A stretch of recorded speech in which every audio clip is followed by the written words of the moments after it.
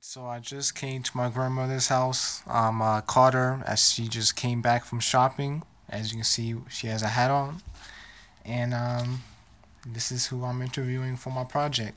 My grandmother, Margaret. As can you tell us a little bit about a brief history of yourself?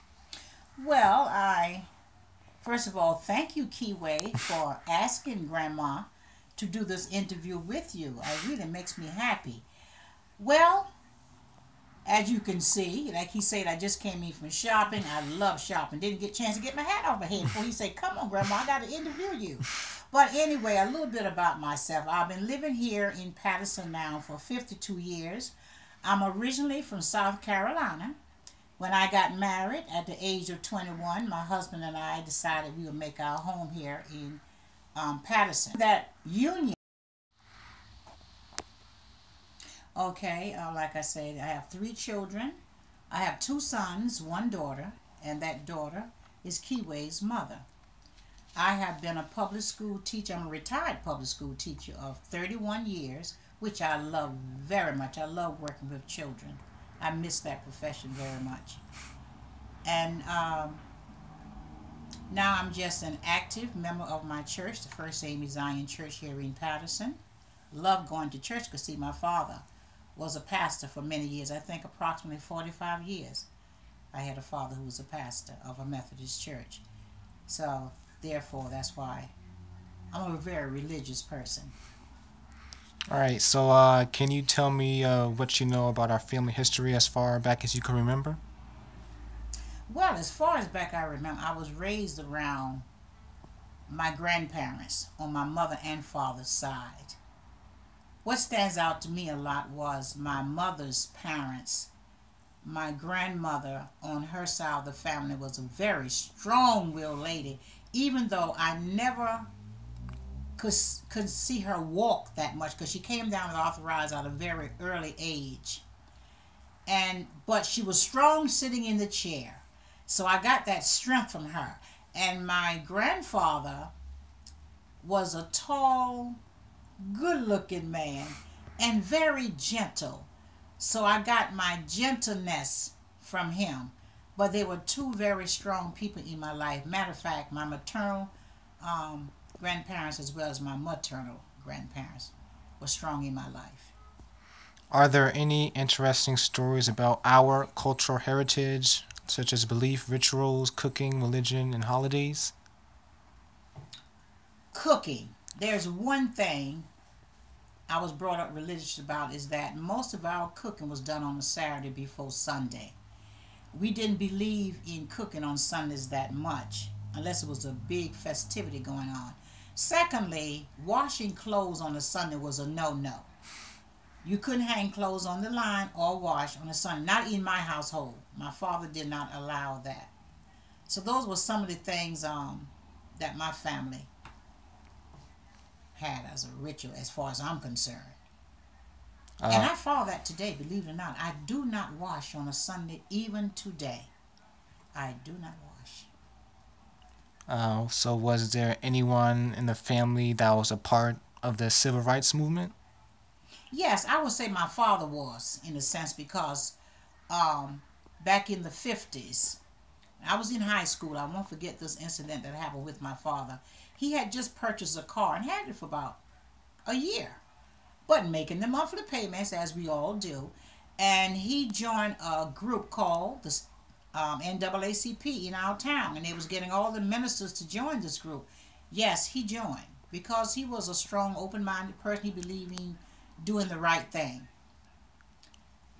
Well, he was told that he would have to give up his car if his name stayed on that list. And he refused. He said, "Well, you have to take your car because I am not giving up my name on the list." That was a tough stand my father took at that time. But he remained there. As we know, the NAACP stands for the National Association for the Advancement of Colored People. We hear about it now, but we don't know what that NAACP stands for. But it's for helping black people get civil rights. So were you a part of the civil rights movement? Yes, going back to my college days, I went to Claflin University, a black university in Orangeburg, South Carolina. And I think that year I was a freshman or a sophomore, more likely a sophomore. And as we know, remember the street marches, and we remember seeing, you see on TV sometime now, where the dogs attacking people, the firemen with the fire hose. So I decided I was going out to march for things, but you were told you can't fight back. You just stay, march, and do what you have to do. But unfortunately, when I heard the fire truck coming, and we know they were going to take those holes and knock you down with that water because it has a force to it that won't wait. I couldn't take that part. So a couple of friends and I, we ran back to the campus. I regret that sometimes that I didn't stay with some of my friends because some got jail. We had to get them out of jail the next day, of course, the president of the college. And they came in all wet. And I said, now, why didn't I stay with them and get wet? That just showed you when you go out to do something, stick with it. Don't give up. But I was afraid. I just couldn't believe you know. When I look back now, you got to have a lot of strength to do things like that. All right, so can you tell me the most interesting story that you remember about anyone in our family or about yourself? Now, can you explain to me a little bit more about that interesting about myself or about my family? If is it dealing with civil rights or just something interesting? It could deal with civil rights, or it can be interesting, or it could just be both. Wow, so many things happened that was so much fun, and then serious things happened too. Well, well, one thing interesting happened in my family that has always stayed on my mind. It was about an uncle of mine, my mother's brother.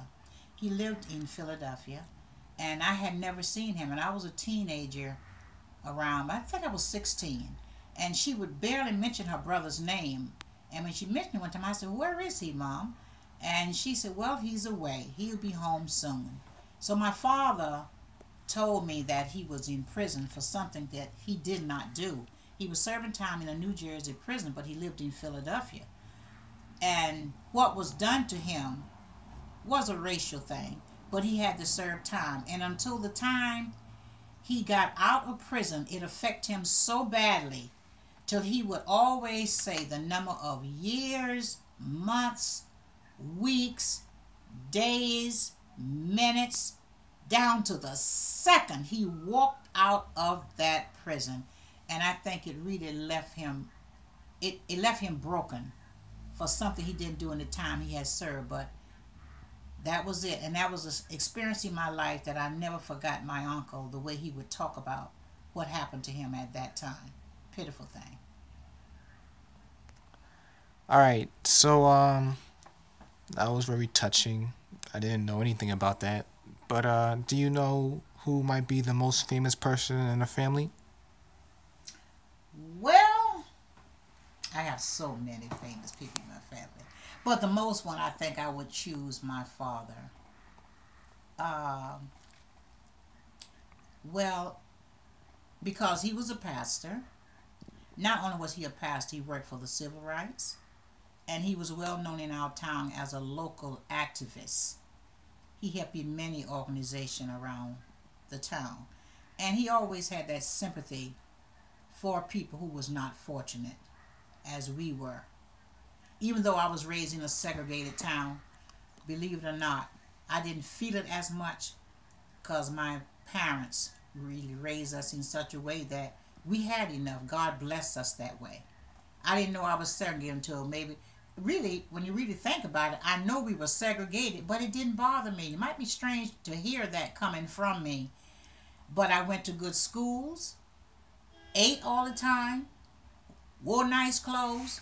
What else could I ask for? God just has been good, and my father was great. All right, so is there anything of value that was passed down to you? Yes, my mother made a gown for me, or you call it a gown or a house dress, years ago when I was young, had just gotten married. And here is that outfit she made. And you know why I keep this? Because she made it by hand. Even though she had a sewing machine, just to know that she sewed this by hand, it just brings back the memory of her sitting there sewing and singing. She loved to sing. So this is precious to me, and I would hand this to my daughter and hope she keeps it in the family. This is it. I love it. I love it. I love it. Well, that was very interesting because I learned a lot that I really didn't know about the family, and it was a pleasure interviewing you. And thank you for your time. You're welcome. And it was beautiful. You interviewing Grandma. You made me really put on my thinking hat. Even though I have on a hat. But you made me put on that mental thinking hat to answer those questions you just asked me. It's amazing. Beautiful. Thank you so much for asking me. And no problem.